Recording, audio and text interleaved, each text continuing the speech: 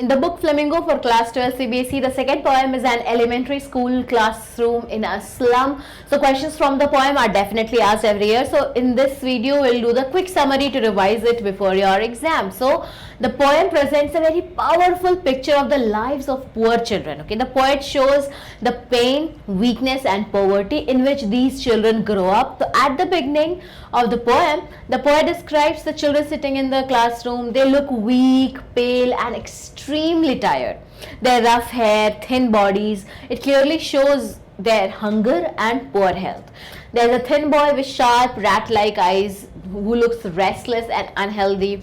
Then there is another boy who suffers from a disease he inherited from his father, which has affected his body.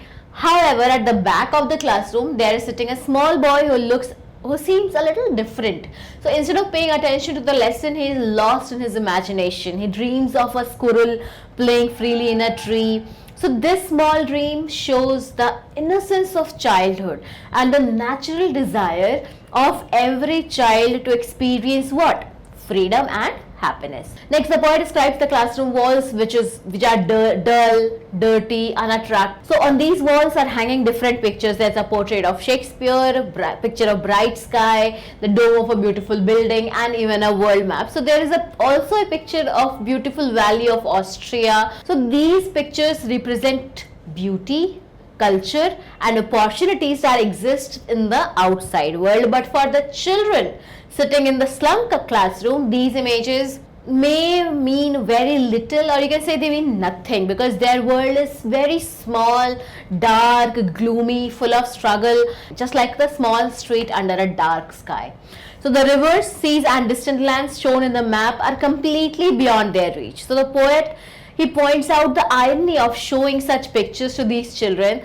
The map and the portrait of Shakespeare may seem inspiring for them, but they almost feel cruel. Why? Because they show a world of beauty and opportunity that the children may never experience at all. So these children live among hunger, darkness, neglect. Their bones can be seen through their skin. So the poet feels that the world map should almost be replaced with a picture of slums, because that is the reality these children are living in. In the final part of the poem, the poet makes a very strong appeal to society. He asks the teachers, visitors and officials to take real action. The classroom should truly become a window to the world for these children.